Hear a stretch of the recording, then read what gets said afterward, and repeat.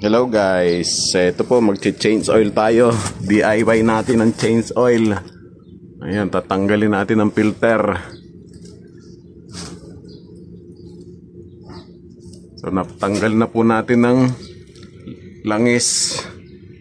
Ayan, napatulo, hindi na video. Ito po, tatanggalin lang naman po ito, madali lang yan, tanggalin lang. So ayan, tumulo na dito.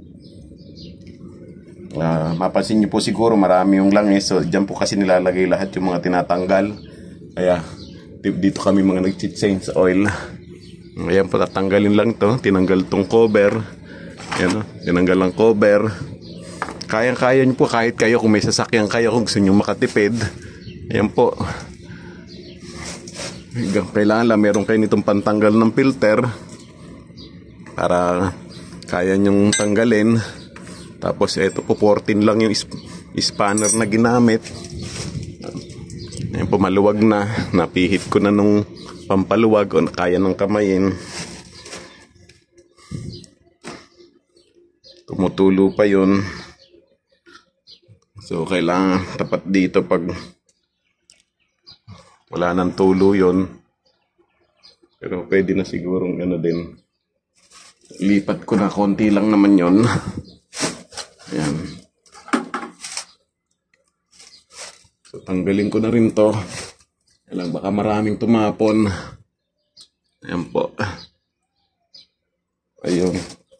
Tulo na nga. Ayan.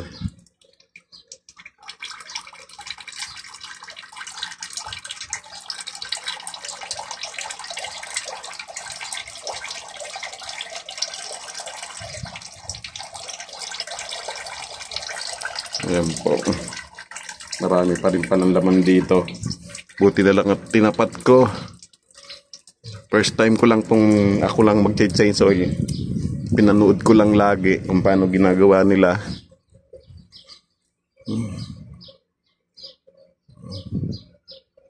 So ngayon, share ko po sa inyo para kung gusto nyo ring makatipid, kayo na lang mag-change oil ng sasakyan nyo.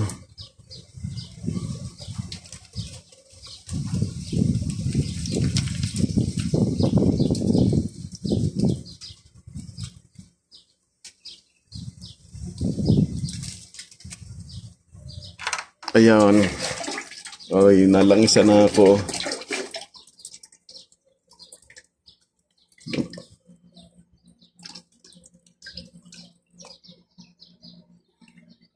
Buti na lang hindi ako natuluan. Magkaparehas ba? O, ayan po, magkaparehas naman yung filter. Ayan po, ang langis ko, 4. 4 ang gagamitin natin. Pero sabi 3.5 lang daw may lalagay dito.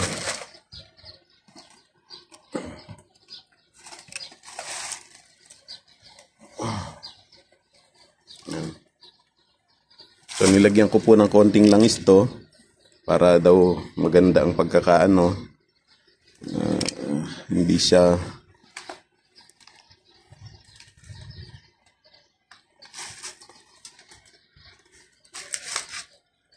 para hindi siya ano yun. Tanggalin natin ang konting langis pa. Medyo dumi kami, may dumi-dumi pang langis. Punasan natin. Tsaka natin kakabit yung bagong filter.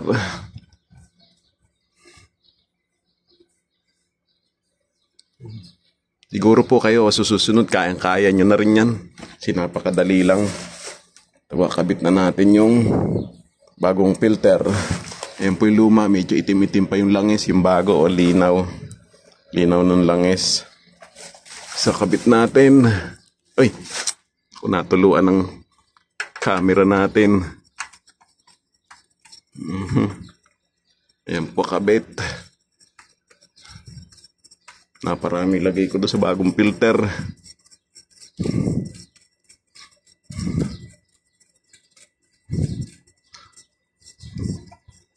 Iyon. Kamay lang daw po ito, pwede na. Kasi kusa namang humihigpit ito. Pag nahigpitan nyo ng kamay, okay na yan. Ihigpit na yan pag anong lalapat na yung goma niya.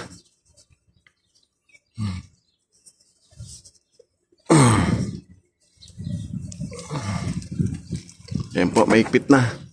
Pwede na yan. Then lalagay na po natin tong langis. Isa-isa.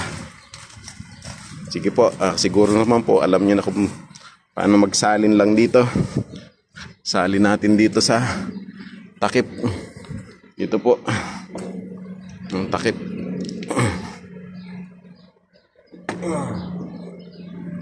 Buksan natin. Medyo mahigpit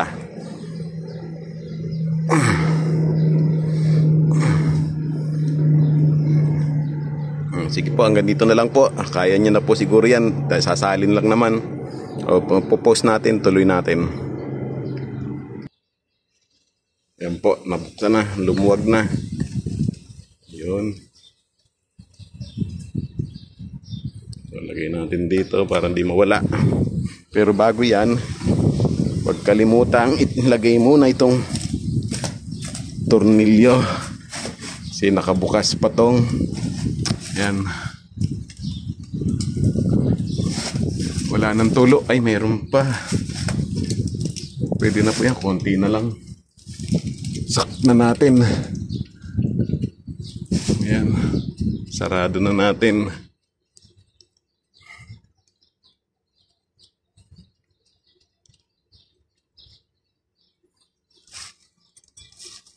Mikpit.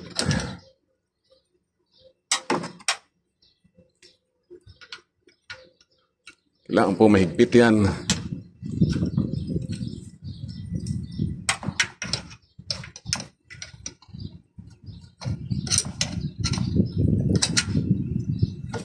Yan. Up.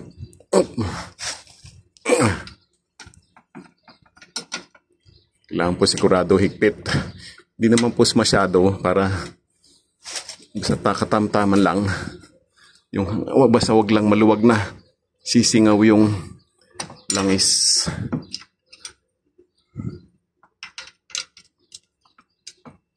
Yan, pwede na po yan. Pasalin na natin ang langis. Paisa-isa.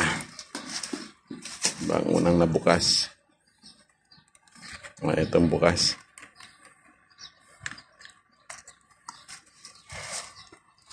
Salin natin.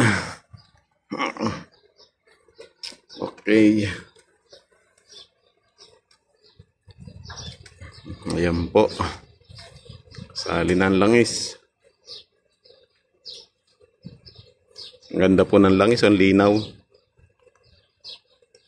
Yung pinagpalitan ng itim na.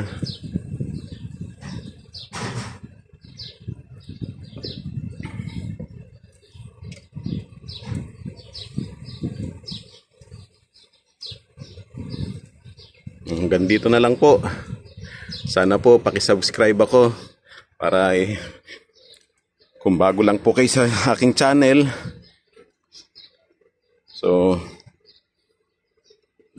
para lahat po ng mga tutorial video may matutunan kayo, updated po kayo. Ito po, ubusin ko lang po ito. Siguro po kaya nyo na yan. Lagay ko lang itong lahat ng bali 3 kalahati po malalagay dito sa Toyota Rush 2021 po ito. So hanggang dito na lang po. Sana po pakishare na rin para matutunan din po ng iba. Pakisubscribe po. Comment po kung may mga tanong. Sasagutin po natin yan. Sige po, hanggang dito na lang. Thank you, bye bye.